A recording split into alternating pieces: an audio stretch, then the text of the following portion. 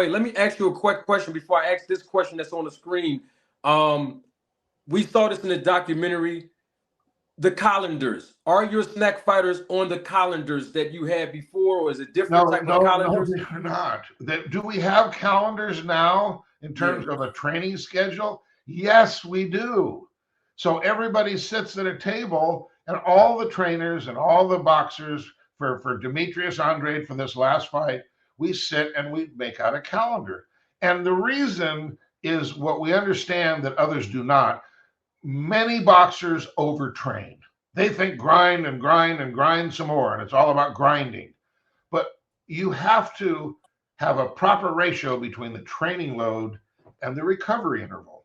Because if you don't, it suppresses your immune system, it lowers testosterone, and lots of times fighters get sick right before the fight. So we collect the data, we look at the gauges, so to speak, and we see that their white blood cell count should be 6 and it's 2.5. The answer is you need to shut it down because you're getting ready to get a flu bug. Okay, your immune system is totally suppressed. We see that testosterone is outside the range low because they're overtraining, then you need to add more recovery. So one of the things that we bring is we try to advocate more recovery, deeper sleep, more oxygen, more nutrients, better hydration, and less training.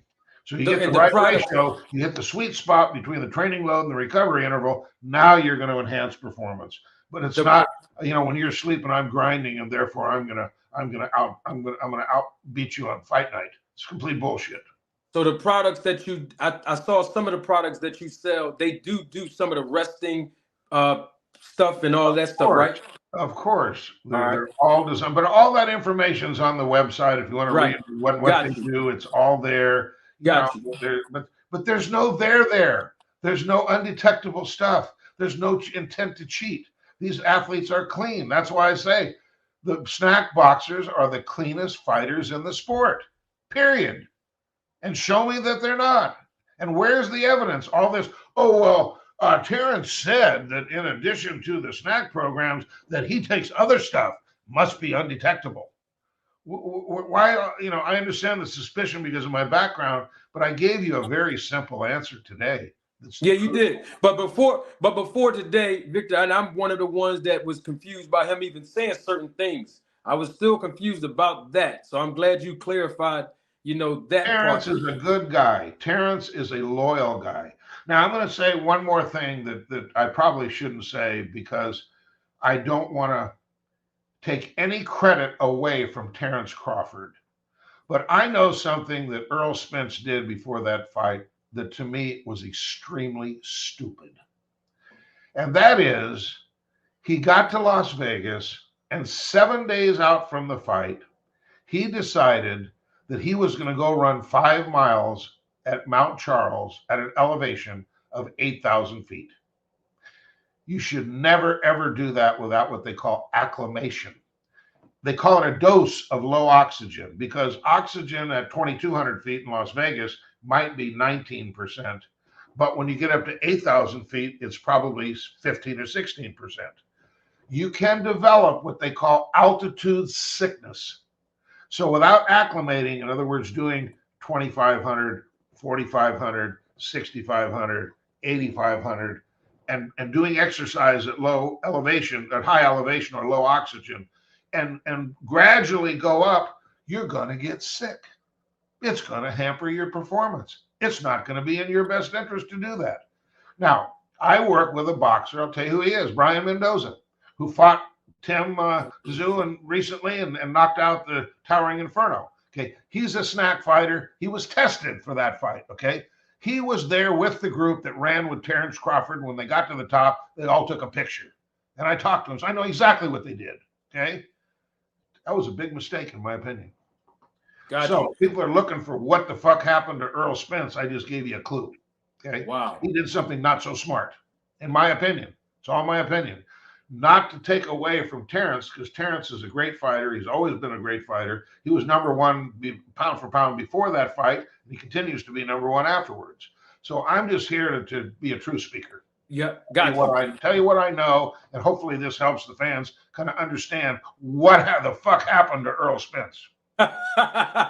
Okay, you got it. All Demetrius right. Bright, thank you for your contribution. Double Okay. salute to you for your contribution and your support to the channel. Demetrius said, salute, and thanks for the update on snack and VADA testing, Manager Marty and Victor Conte. We also have 2 Cents Boxing. She's also a member of this channel. Double salute to 2 Cents Boxing for her contribution and support. 2 Cents Boxing says, if the promoters, this is from something that you said earlier, Vic. Yeah. If the promoters are BSing the trainers and the managers are BSing, you can cycle off and beat testing. How does Victor plan to fix this? In a Seems word, like I boxing. already said it's called 24/7, 365. There's your answer.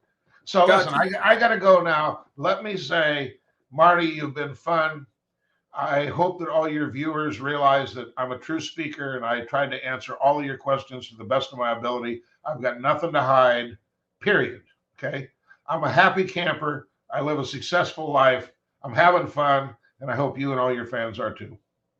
Thank you. One more question. I promise I'll let you go. Thank you for coming up real quick. And this is a question from me. I don't have a super chat. This is, of course, I'm the host. I do have to ask you this because I always wondered this.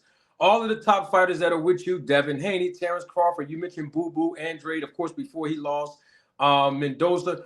Most of the fighters that are with you, the top guys, and the ladies, I don't know if you did anything with Clarissa Shields. Yes, I helped her for one fight. We did blood testing. All right. She took products. Yes. All right. My question to you, because the fans want to know this too, and so do I.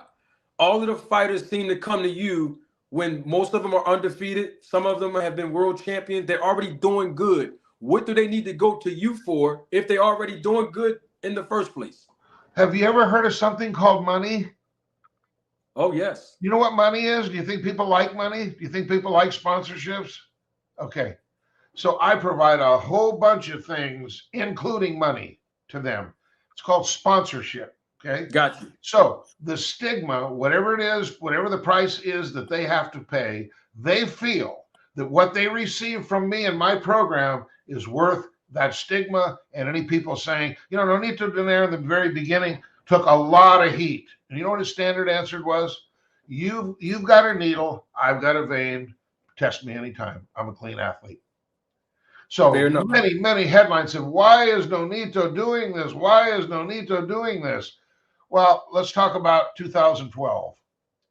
I did a run with Nito of 8 fights, but in 2012, he had 4 fights, 4 knockouts. No, not knockouts. 2 or 3 were knockouts. But he won the Boxing Writer Association of the Year award over Juan Manuel Marquez, who beat Manny Pacquiao. So what does that tell you? He got asked a lot of tough questions. He took a lot of criticism. He was clean. He was doing VADA testing 24/7, 365, and he won the Boxing Writer Association Fighter of the Year. So that's how it started, okay? And so I understand the controversy, but that's what it is, You controversy got it. Sells too. I'll tell you that. Yes. I mean, people use my name to get clicks all the time. Why do they have me come on their program? Why they put me on Netflix? It became the #1 Netflix documentary in the United States with over 10 million views. So why did they come to me? Because they knew Vic, my story is going to bring attention. It's going to bring clicks. It's going to bring views. Of course. But Vic, real quick though, they didn't include what you did with Sugar Shane. I had an issue with that. Like, why did they include that? I agree. Listen, what I signed up for, they did not make that film.